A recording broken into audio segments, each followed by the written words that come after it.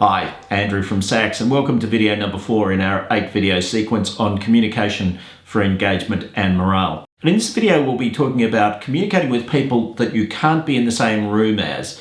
This is called the proximal distal effect. And the proximal distal effect is really about the degree to which we are close to the other person.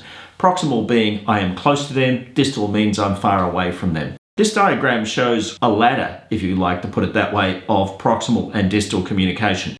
About as proximal as you can get is physical contact. So I walk into a room, I shake somebody's hand, I slap them on the shoulder. That's about as proximal as you can get in the normal workplace. Distal, on the other hand, is at the most extreme form, postal mail. Remember when we actually used to send letters to people? In fact, I understand that's making a little bit of a resurgence in certain parts around the world now.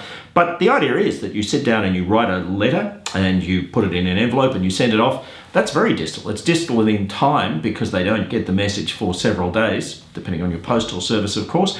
But it's also distal in terms of non-verbals. So if you're face-to-face with somebody, you get a chance to see their facial expression and their gestures and their non-verbals generally. So it's a much richer form of communication. The concept of this ladder is really what we're encouraging people to do from a communication point of view is to try to get as proximal as possible in the communication form that you're using. Now, the idea is that proximal works in psychological terms and distal tends not to. So if you want to be persuaded by somebody about something, it's much more likely that you're going to be persuaded by somebody who is physically close to you and similar to you. In other words, my colleague Mary Smith, who sits beside me every day in my office, and I really like her and I think that she's great at her job, she is way more effective in changing my attitude to things than a chief executive whom I never see or who's a very different level from me might well be.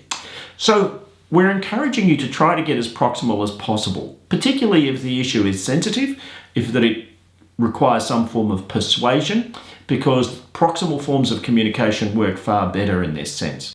Let's look at some proximal forms of communication. We already talked about physical contact, physical presence, being in the same room. Now, the way this works is that imagine you're in a one-on-one meeting with somebody. You're sitting around a table or across a desk or just looking at each other or whatever. That's really proximal. You see their non-verbals and you have their attention and they have your attention. If you're in a room with 200 people, let's say you're speaking at a conference, of course it's way more distal. Every single person, the amount of time that you can spend on interacting with them is much less. But as well as that, their degree to interact with you, the degree to which they can influence what you're about to say or ask for clarification is much less. So the next more distal form of communication is speaking to people across a partition. Happens all the time in offices, doesn't it? You're sitting there and you raise a question and the person's on the other side of the partition. Obviously, you've lost a lot of the non-verbals. Not all, because they can hear the sound of your voice and the tone of your voice and those kinds of things, but it's nowhere near as proximal as face-to-face communication. So we go down video conferencing, small group video conference. One-on-one video conferencing is in fact pretty close in proximality, if you want to put it that way, to a face-to-face meeting.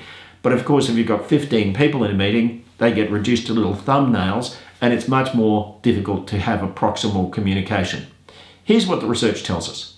If you can have physical meetings with people every so often, using small group video communication can be pretty much as effective as being in the same room with other people. Now, of course, a lot of people don't feel like that, and that is because some people are extroverts and they feel that they need that personal contact to feel good about that personal contact. But research evidence suggests that it's pretty much the same, provided every so often you do have that physical contact. But here's the advice from a communication and an influence point of view. Imagine you're just about to send somebody an email. If the matter has a sensitivity to it, let's say it's got an emotional component or you think that they may not like it, or maybe you think they're going to love it, maybe what you should do is instead of sending them an email, you would phone them. And that way they get to hear the non-verbals in your voice and you get to hear the non-verbals in their voice.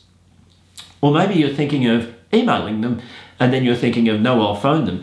But maybe what you need to do is to have a one-on-one video meeting with them, which is, again, much higher in terms of this proximal ladder.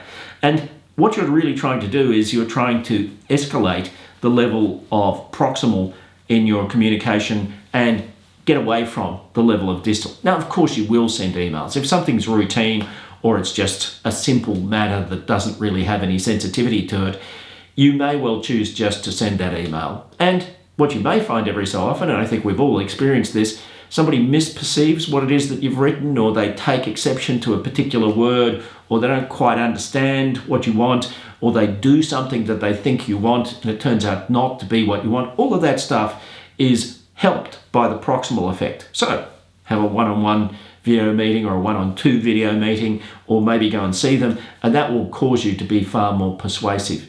Now, this of course works in a range of different situations. One is staff supervision. There's been lots of conjecture about whether having people working remotely kind of loses the corporate culture.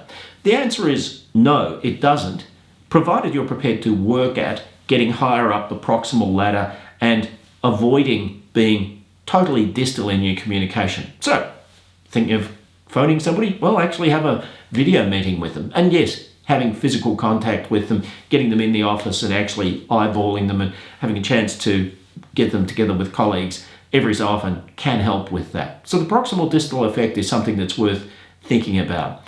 Now, it's also, for instance, if you've got to send a message which is a broadcast message, instead of sending out an email, why not cut a small video? Video gives lots more opportunity for non-verbal perception, but it's also got a higher kind of a credibility factor to it. So we can use a range of technologies to help us get up the proximal ladder these days. The next video in the sequence will be about truth, authenticity, and bluntness. So this is a really interesting question. What is better, a euphemism where we're kind of putting things politely, or to be honest and simply blunt in the way that we're going to communicate? Join me in the next video by clicking on the link near this video.